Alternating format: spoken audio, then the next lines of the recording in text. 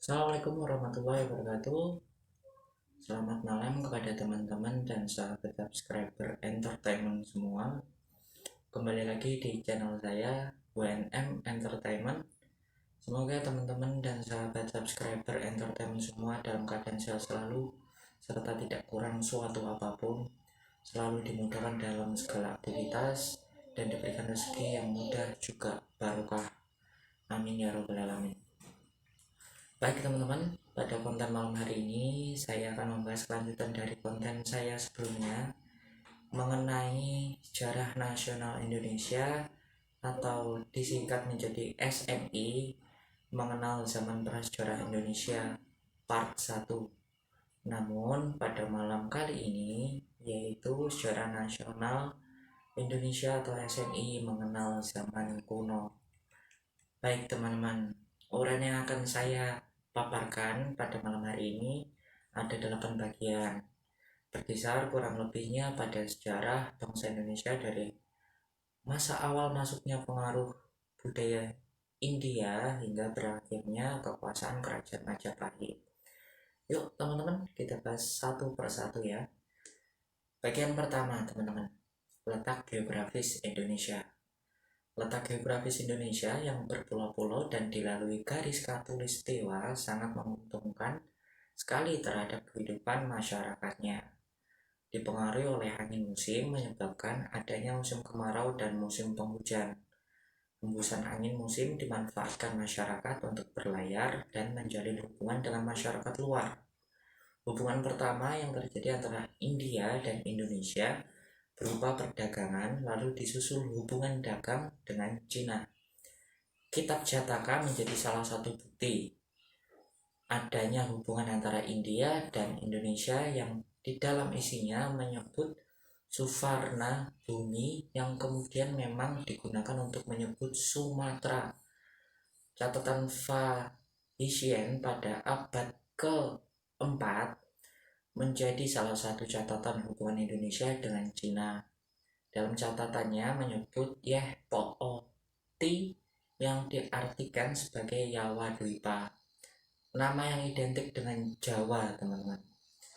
Terdapat beberapa hipotesis proses masuknya pengaruh budaya India ke Indonesia, diantaranya adalah hipotesis atau hipotesa kesatria dan Waisya dari Bosch.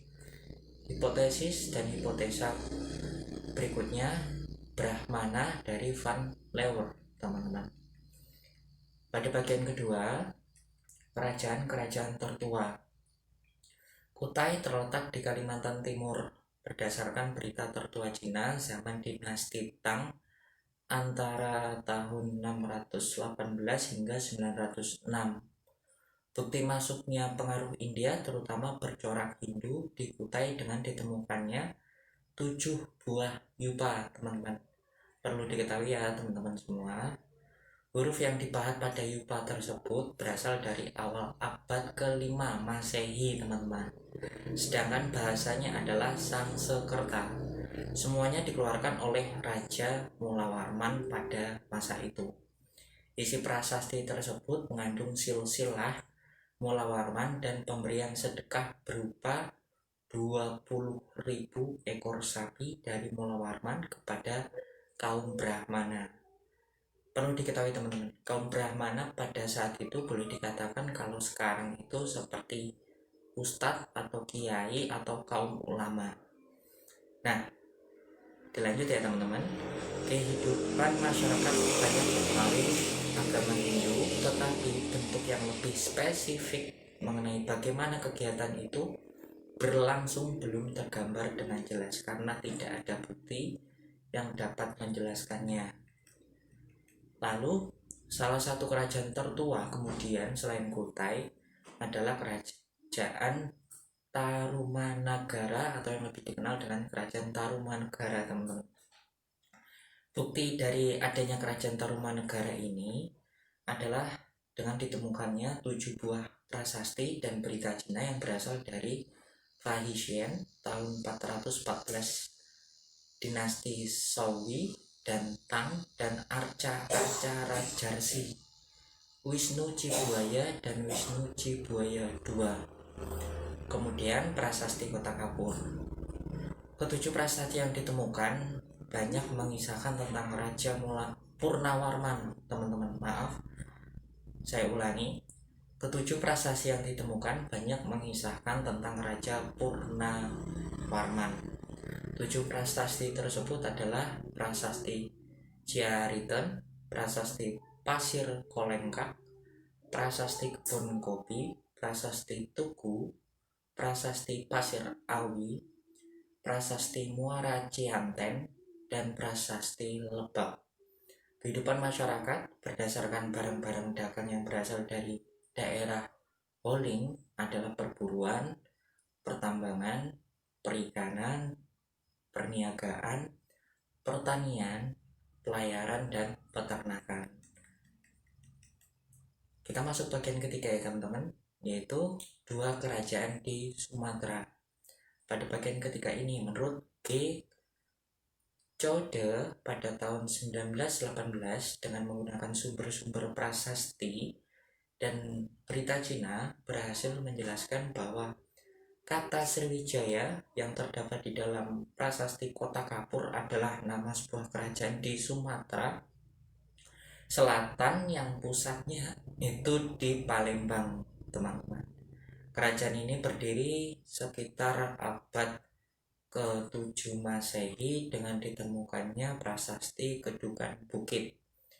Nah, prasasti yang dapat memberi informasi mengenai kerajaan Sriwijaya adalah prasasti Kedukan Bukit yang di dalamnya terdapat tahun 682 Masehi. Prasasti Talang Tuo tahun 684 Masehi. Prasasti Telaga Batu tidak berangkat tahun, tidak ada angka tahunnya teman-teman. Prasasti Kota Kapur 686 Masehi. Prasasti Karangbrahi, kemudian prasasti Palas Pasemah akhir abad kurang lebih abad ke-7 teman-teman. Nah, selain itu ditemukan sejumlah fragmen prasasti yang ditemukan tahun 1928 teman-teman di daerah Bukit Seguntang. Mungkin teman-teman ada yang tahu ya.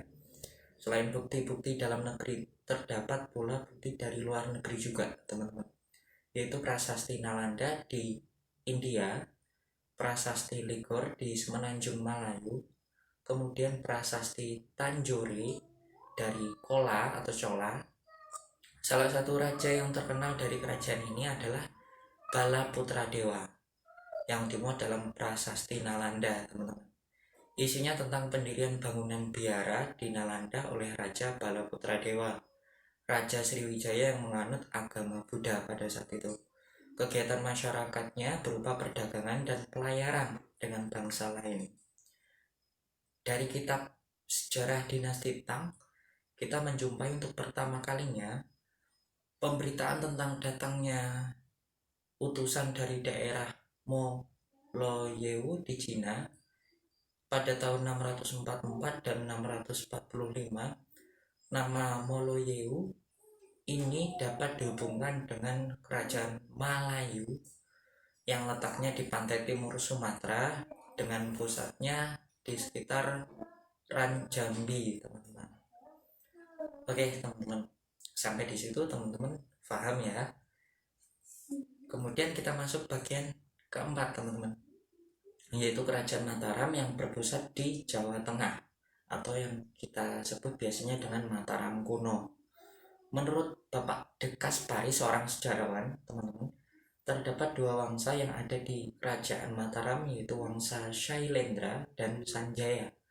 Prasasti yang ditemukan pada kerajaan Mataram antara lain prasasti Tukmas, prasasti Sojo Merto akhir abad ke-7 Masehi, prasasti Canggal tahun 732 Masehi, kemudian prasasti Plumpungan tahun 750 Masehi, prasasti Tulang Air tahun 850 Masehi, prasasti Wantil 856 Masehi, prasasti Argopuro tahun 863 Masehi, prasasti Watan Tija tahun 880 Masehi, prasasti Mantiasih atau Mentiasih tahun 907 Masehi, dan prasasti Wanua Tengah tahun 908 Masehi. Semua prasasti tersebut bercorak Hindu, teman-teman. Ada pula prasasti yang bercorak Buddha, yaitu prasasti Kalasan tahun 778 Masehi, prasasti Klurak tahun 782 Masehi, kemudian prasasti Karangtengah 824 Masehi, prasasti Gandasuli 832 Masehi, prasasti Sri Kahulunan tahun 842 Masehi. Nah, raja-raja yang dapat diketahui berdasarkan prasasti Mantiasih atau Mentiasih ini antara lain Sang Ratu Sanjaya Rakai Mataram, Sri Maharaja Rakai Panangkaran, kemudian Sri Maharaja Rakai Panunggalan, Sri Maharaja Rakai Warak, Sri Maharaja Rakai Garung, Sri Maharaja Rakai Pikatan, Sri Maharaja Rakai Kayuwangi, dan Sri Maharaja Rakai Watu Malang, teman-teman. Kemudian kita masuk ke bagian kelima, teman-teman, yaitu Kerajaan Mataram yang berpusat di Jawa Timur.